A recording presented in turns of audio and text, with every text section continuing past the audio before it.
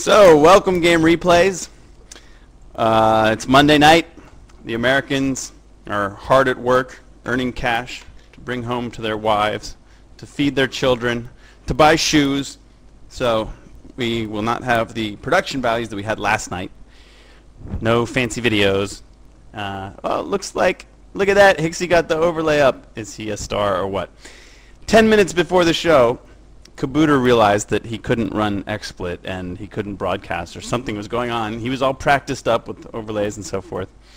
And I just, messaged Hixie on Xfire and said, can you come in and save our asses? And of course, Hixie, the prince of Company of Heroes, the knight in shining armor, came rushing to our aid and will be the sender. And look, he even got the broadcast up and the broadcast overlay up and running in the 5 to 10 minutes that we were dilly-dallying around. So, Bios can be casting with me. He lags on Langra. I'm going to have to do a lot of time syncs. But this is going to be a great show.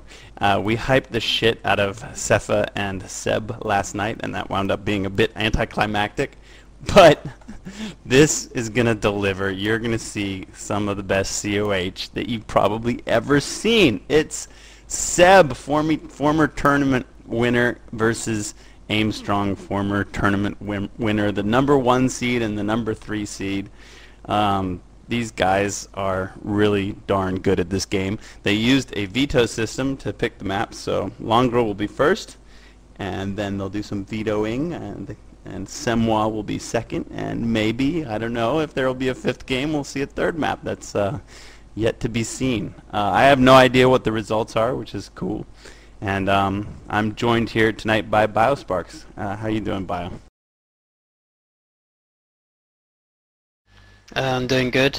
Yeah, I thought I was going to sit this one out, but I guess as emergency calls, we got to make do with my crappy 5 FPS machine and see how this game goes. All right. So, Hixie, hope you're ready. Got your finger on the play button. I'm going to count it down starting from 5, and then we're going to go 5, 4, 3, 2, 1, unpause. 6, 7, 8, 9, 10, and I'm following, I guess, who are you following, Bio? I'm following Seb. Alright, so I'm going to be following Simon. That's Aimstrong. And they say, good luck, have fun, may the best win, from Seb. Simon says, ay, may the best man win. And Seb says, and let me close MSN for fuck's I said I wasn't going to swear, but you know what, that's Sunday. Today's Monday, and so maybe I'm going to swear a lot. I don't know. So I've got some barracks and some rifles queued up. What are you looking at over on your side there, BioSparks? It's just the one pioneer building a Vermont quarters into a Volk, so possibly Volk MG start, or something or other. I see that the Wehrmacht quarters is interestingly placed way over on the right side, so the guys can get right out on the field and fight on the right side.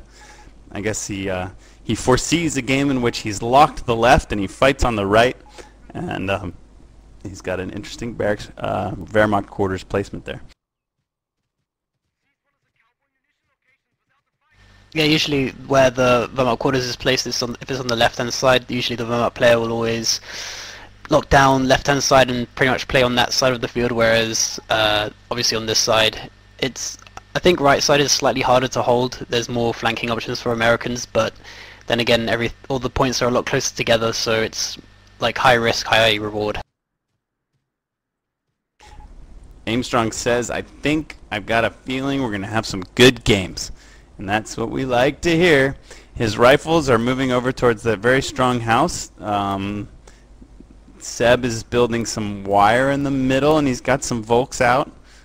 Both guys have workers capping around the perimeter. No engagement yet. Let's see. The tournament number 19. The first shot has been fired by a rifle squad across the middle strap point in VP at a pile. They quickly duck away, and looks like these guys are warming up nice and slow and just sort of doing a dance around each other, and they have not yet decided to actually engage.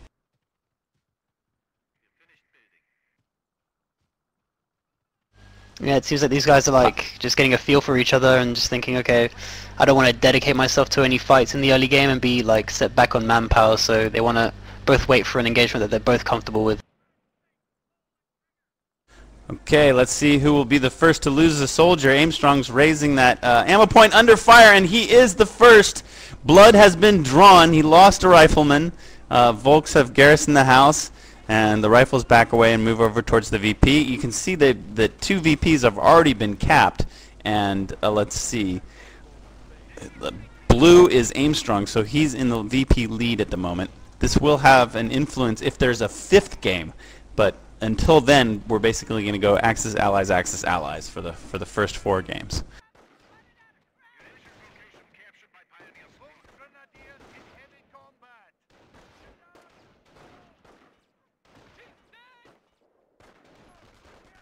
So we have 2 engagements here. We got Volk's first rifles on the left. The rifles have green cover. The Volks have yellow. And then on the right, rifles are swarming around these 2 houses, and we got an MG and a Volk squad defending the M in the middle. The Volks have backed off of the fight on the left and are moving into the house. No full retreats yet, just a soft retreat. No full retreat from either player. Here we go. There's a rifle flank on the right-hand side. He's trying to get around the MG perimeter. But there are Volks and Pyos, and now a bike defending. And now we have some rifles experiencing some suppression. We got flamers working on the Volks. One of the Volks Grenadiers has died. Seb's repairing his bike and he's backing up his MG. And somehow Aimstrong has not yet had to retreat from this. And these flamers are going to try to burn the Volks out of his house. But excellent micro from Seb as he gets out and runs away from those flames. Very safely played. And good aggression from Aimstrong. Let's see now if he's going to try to cap that ammo. No, he's continuing the attack. He's got 2 rifles coming in from the left. Seb does have some mines down, and the rifles are about to eat one of them right there. That's 6 guys down. No men lost, though, but they're all pinned and crawling on their bellies. And here come the rifles. They're de-garrisoning their house. They're going to try to move on the MG. Seb has, he's unset up his MG to move back for a better position, but really he's got rifles on all sides. And now here come the guys from the left-hand side of the map, too. They've got an outright flank, and Seb is just like the last Alamo here, surrounded by Indians.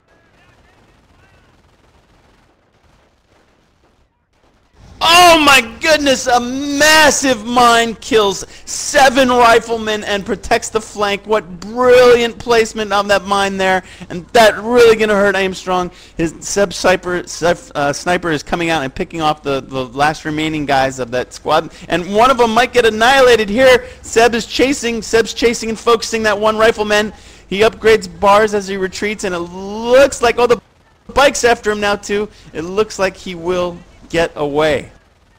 Bio, I'm at 5 minutes and 51, 52, 53, 54, 55, 56, 57, 58, 59, 6 minutes. I hope you're in sync. What do you think of that first engagement? Yeah, losing that rifle squad was a bit of a major setback. I think he should have played a bit more patiently. You know, he had like a good surround on him as well, so it's just yeah, just not sure what to say. It's losing your rifle squad so early is going to really set you back.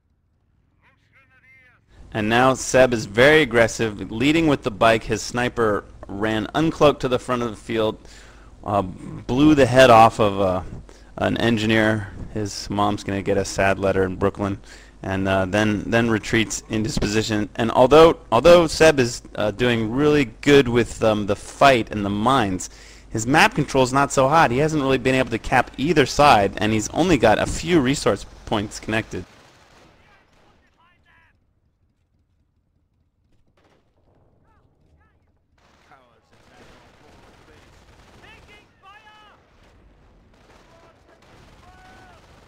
Oh, just a quick message from the stream. Hixie, you need to turn off X-Fire. Apparently the viewers don't like it. For the Fatherland popped as the rifles are moving in with bars. They're doing lots of damage. They've got one man down off the MG. The sniper's got too many targets. They're swarming and they're coming in, closing ground quickly. All of the Axis units are bunched up together. Damaged engine on the bike. The bike is down. The sniper's still getting his licks in. He's got 6 kills. The MG's still up. And we got a bar dropped and then picked up. And then Seb holds again. Barely. And like I said, although he doesn't have much fuel coming in, he does have both VP points. And he's got this very strong position, this hard point in the center of the map that Aimstrong keeps trying to crack. But he hasn't quite cracked it yet.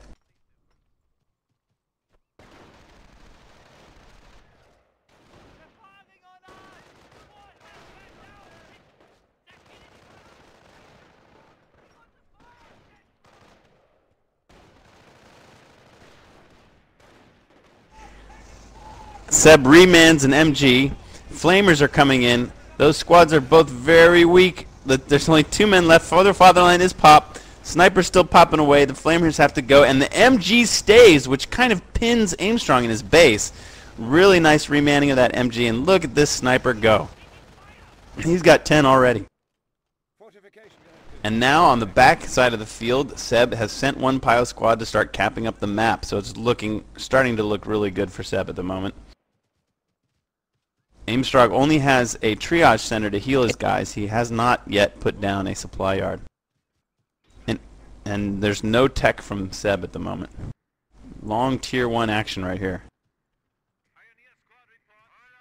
Yeah, it's pretty safe to go tier 1 heavy since you go bars. 9 minutes and 10, 11, 12, 13, 14, 15.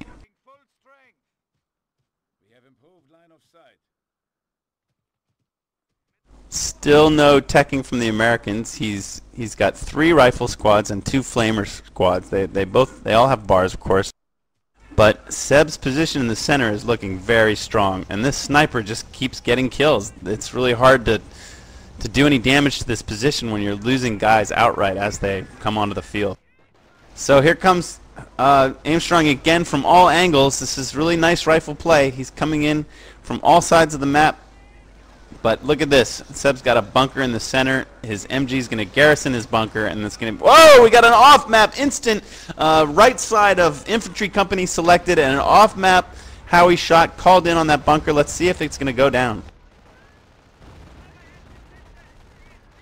Defensive bunkers don't usually go down to artillery barrages in one go unless they get like every single hit off, which is very rare in itself. Oh well, the shots did a lot of damage. The targeting was relatively good. I'd say that bunker's at about 20% right now, but there are still 2 MG guys firing away at these rifles. Aimstrong is also flanking around to the left. He's trying to take Seb off of that medium ammo in the middle, and he's trying to cap the VP, which he does under sniper fire. And those bars are going to back off a bit.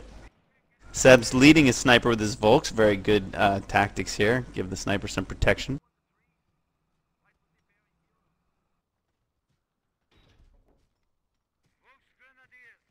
Seb's transitioning into a tier 3, which is expected after such a long tier 1, so Aimstrong's going to need some sort of M8 or ET guns to hold off the Pumas or Stugs, because as everyone knows, and I say in all my shoutcasts, you cannot use stickies and ranges as like hard counters to tier 3 units.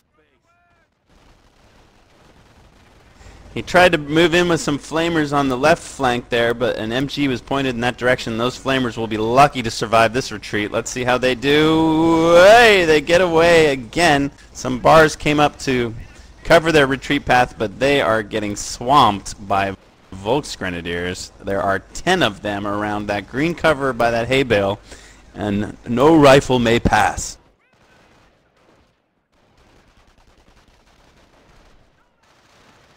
Seb's managed to repair his bunker up to about half health. That's as much as it needs, he thinks, as his Pios run to, I don't know, cap? What are they doing? They're running into bar fire. They don't want to do that. I guess they're going to hop in the house briefly. Ah, they're guarding against the house garrison. Very smart. They're preventing the rifles from hopping in, which is really well played.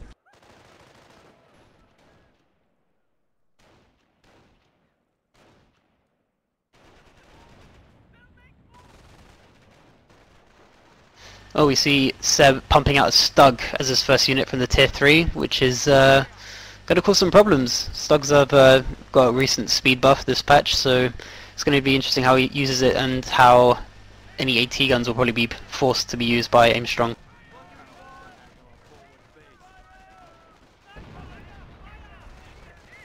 There's another off-map Howie shot, but honestly, I don't like the positioning on this one.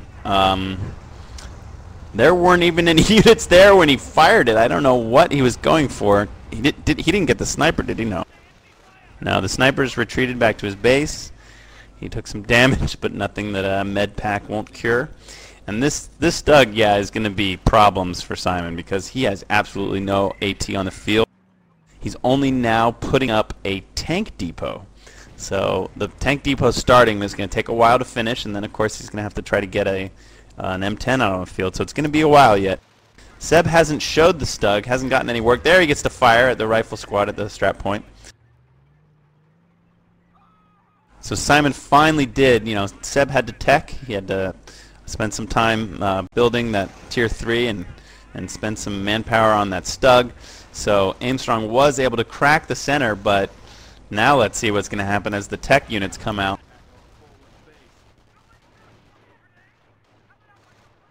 I think on a note, just for that artillery strike, pre-patch, because the MG didn't like pack up fast enough, if you caught an MG that was like moving around and then it decided to pack up and like deploy, if you dropped an artillery barrage on it, it wouldn't be able to pack up in time before the first shell landed. So, but I think this patch doesn't work, so I think that might have been a bit of a mistake.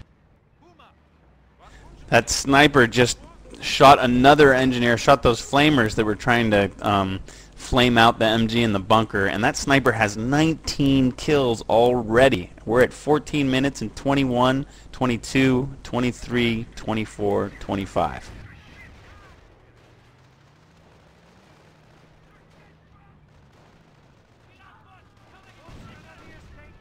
So the Stug has made its slow lumber towards the American base, and he's right now enemy at the gates. We do have an M10 building. It's almost finished. It'll be popping out in a second, and Simon really needs to use that M10 to its full abilities because he's got his back up against the wall now. He's losing the 3rd VP at the moment.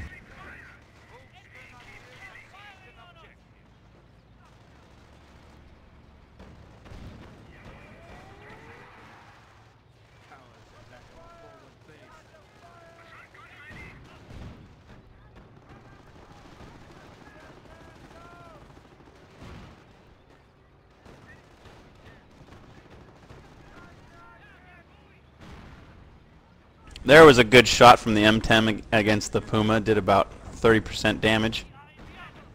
Where is the Stug going? I don't know why he's shying away from this fight so much. I guess Seb is playing tactically, and well, main gun destroyed on the Puma. He's trying to lead that M10 over those mines, yeah.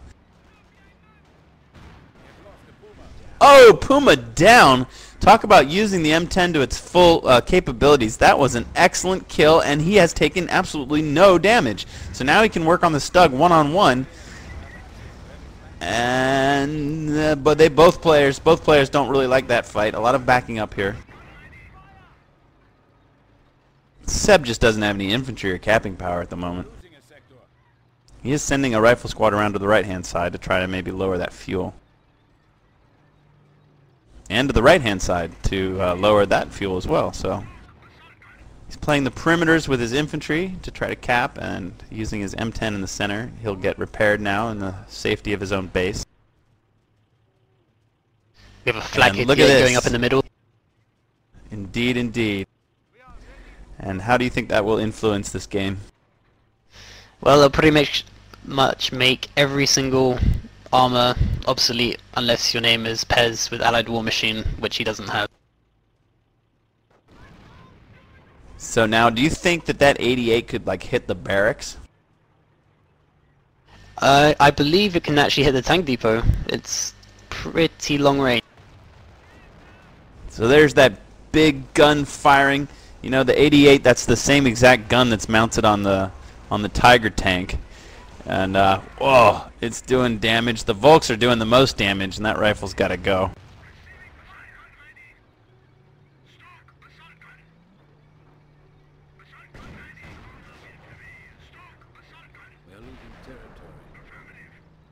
And there we saw a massive shot from the 88, and he's got the barracks down to about 15%. One more shot, and that barracks is kaput. That's it. The barracks has been cleared. Oh, man. Simon doesn't have a lot of command points. I don't think he's very close to getting rangers or anything, but wow, right now he's got 3 rifle squads and an engineer squad. He's got 2 M10s, but he's hurting. His army is so small at the moment.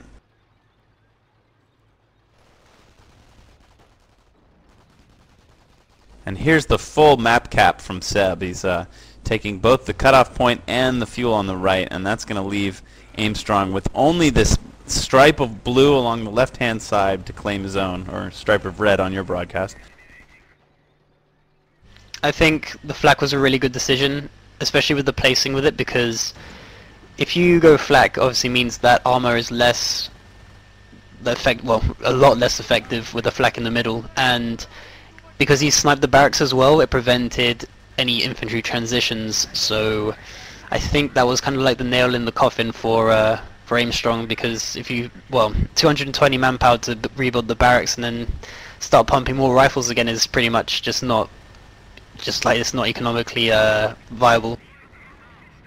With this fight outside of his base, if he's going to build any kind of tech, I think it should be WSC. I mean, a mortar and a sniper could do him well. He's got, sort of some protection from those hedgerows in his base. And he could, there's that bunker right in front of him, but right now he's trying to save his M10 that got cornered. The M10 tried to do a big flank and a little bit of base attacking, but 2 stugs there were more than enough to send it packing. Seb's sniper still doing work in the center of the map. He's got 25 now. That's crazy for a 1v1. Big action on the left-hand side. Tank battle. M10 goes down to a Panzerfaust. The second M10 is in bad shape. We've got 2 very low health Stugs and a double vet rifle squad and a half health M10 coming in. See if they can kill one of them. Oh, it's going to be close. It's going to be another Panzerfaust. Those Volks are saving the lives of the Stugs behind them. And where does he have a sticky? The M10. He's got a main gun destroyed. The engineers are trying to chase him to save him. And the Stugs are chasing him as well. Engineers retreat. Is that M10 going to survive this? Does he even have any protection? I mean, where is he running to? He's running for cover, but there's no cover to be found. And looks like Seb's going to give up the chase. Both of those Stugs are very low health. Aimstrong's double vet rifles are fighting against For the Fatherland Wehrmacht infantry, and so they too will have to retreat, and they're going to have a nasty retreat path right through the middle of the map. The Stugs are trying to crush them under their tank tread. And Aimstrong still can't get out of the front door of his base. This is a filthy Langre pin. Seb's built a machine gun bunker, like noob style. Like, you can't even counter my machine gun bunker. That's what it's come to in this game. It's probably one of the most annoying things as well. Like, you lose your cutoff and then suddenly machine gun bunker is like, oh, okay.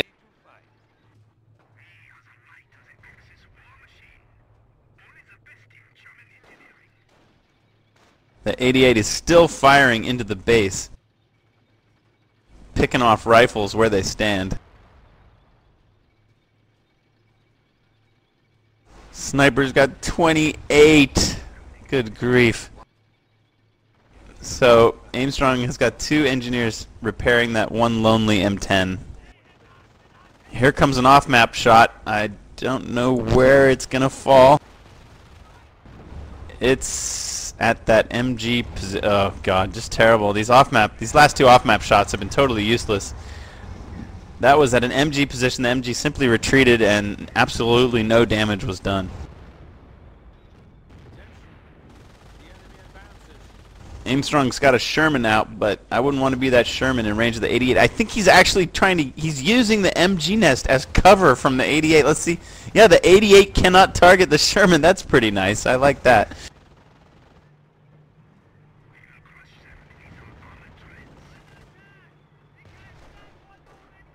Oh, but he moves an inch and then wallop. We're losing territory. Yeah, that flak is just like, stay in your line. Sniper's got 3 decades of kills now. Ridiculous. And the Stugs are going in to close the door on this game.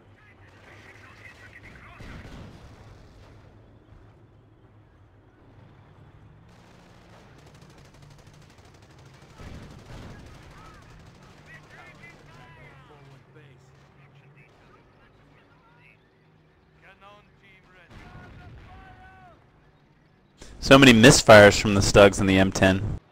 They frequently just shoot right into the ground in front of them.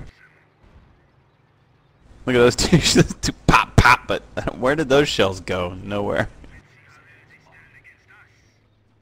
I'm still surprised why Aimstrong isn't using Hellcats, because they are actually just far superior this patch. They have the same speed and everything as an M10, but they just have the cloak shot and better penetration than they did last patch, so... Plus they don't misfire, which is what infuriates me about M10s, is that if you try and circle straight something half the time it won't even shoot, so... I think Hellcats probably would have been a lot better this game. So I'm at 23 minutes and 51 seconds, 52 seconds, 53, oh sorry. Let me start again. 23 minutes and 58, 59, 24, 24:01, 02, 03, 04. And the Sniper had just run forward to annihilate a retreating Flamer squad. Things are going Seb's way here. He looks very comfortable. There are still 215 VPs left on the Allied ticker, but I think we've all kind of lost hope in the Allies coming back. Aimstrong has built a weapon support center, and here comes a cloaked sniper. So let's see if he can end the reign of terror that Klaus or Hans or whatever this sniper's name is. Let's see. Here we go. Okay, the sniper just took a shot, and the counter snipe attempt failed. I don't know if he got it off. The two Stugs are working on that Sherman. Another 88 is up, and that's the 88 that will finish the base. Oh, Simon snipes one of the guys down, and now Seb's fully aware that a counter sniper's on the field, and I'm sure his sniper is on hold fire, and he's looking to finish that American sniper off. Now the 88 will be non-stop taking down the American base. So it looks like, let's see, what do you think is going to happen first? 181 VPs will tick off, or the American base will be annihilated? I reckon with a flak outside it'll probably just be death by annihilation. I don't know, I'm going to bet on VPs taken out.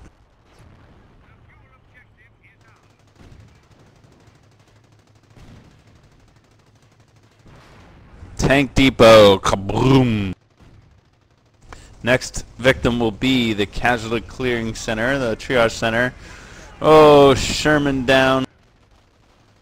That was the N10. And finally, Aimstrong throws in the towel. So Hixie can update the overlay. That's 1 for Simon. They'll be switching sides. And as soon as Hixie gets it loaded up, we'll start with Game 2. Stick around.